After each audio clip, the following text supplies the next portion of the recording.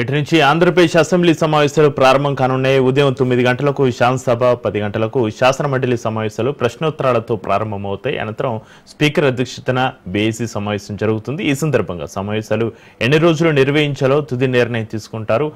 7 నుంచి 10 రోజులు జరిపే అవకాశం ఉంది. ఈ ఏడాది ఫిబ్రవరిలో నిర్వహించిన అసెంబ్లీ బడ్జెట్ సమావేశాలు 15 రోజులు జరిగాయి. ఇక శాసనసభ సమావేశాలకు వెళ్లే ముందు సీఎం చంద్రబాబు వెంకటపాలెంలోని ఎన్టీఆర్ విగ్రహానికి పూలదండలు వేసి నివాళులు అర్పిస్తారు. ఇక మంత్రులు, టీడీపీ ఎమ్మెల్యేలు, ఎమ్మెల్సీలు కూడా హాజరవుతారు. ఈ కార్యక్రమం తర్వాత అసెంబ్లీకి పయనమవుతారు.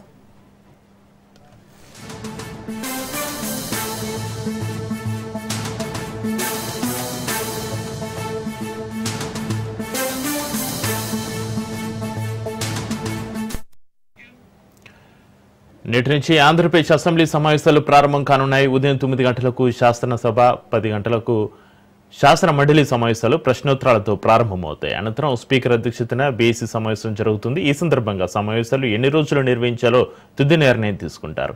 7 నుంచి 10 రోజులు జరిపే అవకాశం ఉంది. ఈ ఏడాది ఫిబ్రవరిలో నిర్వహించిన అసెంబ్లీ బడ్జెట్ సమావేశాలు 15 రోజులు జరిగాయి. శాసనసభ సమావేశాలకు వెళ్లే ముందు సీఎం చంద్రబాబు వెంకటపాలెంలోని ఎన్టీఆర్ విగ్రహానికి పూలదండలు వేసి నివాళులు అర్పిస్తారు. మంత్రులు, టీడీపీ ఎమ్మెల్యేలు, ఎమ్మెల్సీలు కూడా హాజరవుతారు. ఈ కార్యక్రమం తర్వాత అసెంబ్లీకి పయనమవుతారు.